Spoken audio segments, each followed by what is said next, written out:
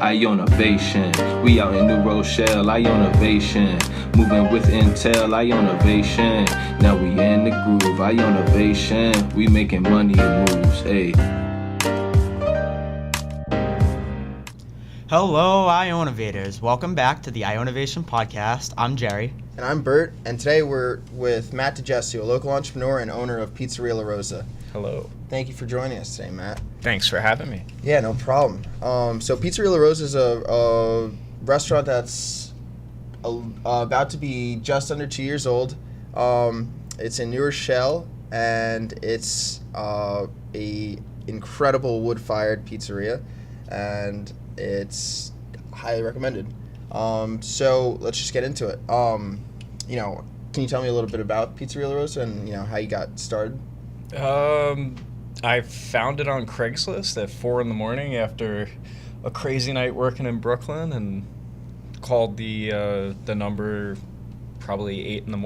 and went and looked at it, fell in love with the space. It's on a weird dead-end street. It has a 100-year-old oven in it, and I knew it was the perfect spot to open a restaurant. Awesome.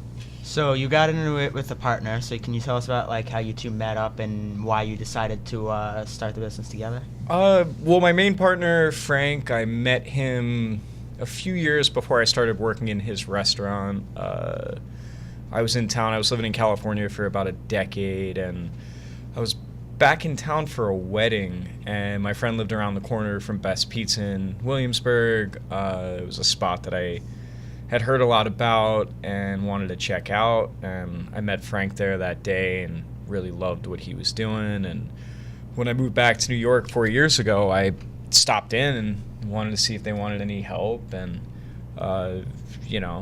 he hired me on the spot, and it was just about 2 years of grinding there. And after that, I kind of wanted to venture off and do my own thing, and I found this space in New Rochelle, which was just beautiful, but it was massive. It was all of a sudden this 100-seat restaurant that was going to be too much for me to do on my own. So rightfully so, I invited Frank to come on board and help me out, and I was lucky enough to have him agree to do it. So when in developing your business, I guess, what was the biggest obstacle you had to overcome?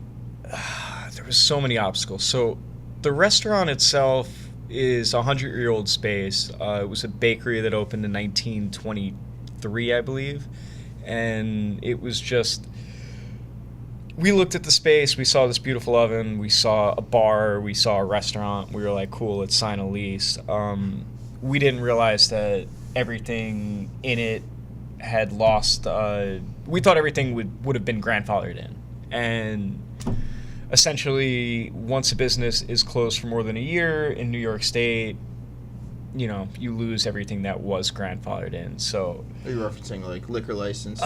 No, I'm referencing just code, building code. So the last time the building was up to code was 1984. Okay. When Modern, who was there for 30 plus years, had done a renovation. So all of a sudden, it's think about just all the legal technicalities that have changed in regards to, plumbing, electrical, handicap compliance. All of these codes had to be changed and brought up to date. There's a lot. There's so much. There's so much to do in a restaurant that you don't really think about until it's your responsibility to do everything, whether it's paying all the bills on time, doing, I always did restaurant stuff, inventory, scheduling, all that stuff's easy. That's just things I've always done, but really just the worry of paying people back and, growing the business, really. That's the most important thing. And, that's the biggest adjustment I've had. Back to the first question, what really inspired us to do what we do. We want to give, the consumers, our customers, something that we thought out, and it wasn't just slapped together to make money. And I think a lot of restaurants just will go to Restaurant Depot and buy a bunch of frozen nonsense and drop it in a deep fryer and serve it to you, and their profits are high on that, but it's really important for us to show that we're putting a lot of thought and a lot of technique, and we don't cut corners. We go the long route to deliver you the best possible product that we can. I think that's the most important thing that separates us from the competition, is like we honestly care what we're serving to you, and we want you to come back because you notice that we're putting that care in. It's very exciting. Yeah, it's great.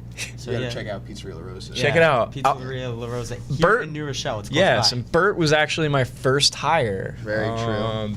Put an ad on ad on Craigslist. Had like a dozen people showed up, and it was just really not good. And we got along right away. And I was like, this I like him. We'll find a spot for him, and he's always welcome. Obviously, I actually wanted to start in the kitchen at first. I want to go in the kitchen. And he's like, all right, well, let's try this. Yeah. But thank you very much for joining us. Thanks for having me. Actually, before you go, we have a little gift for you. Yeah. T-shirt from the Hynes Institute. Yeah. Very cool. It's a cool. Wow, shirt. Iona College. Yeah. Bring me back to the 90s. Yeah. Very cool. Yeah, so thank you everybody for listening. And so we're going to sign off now in Italian on the count of 3. 1, 2, 3. Arrivederci. Hey, we really working. Gale Ventures the spot. Bert and May got the podcast hot. We innovating, no debating, we creating.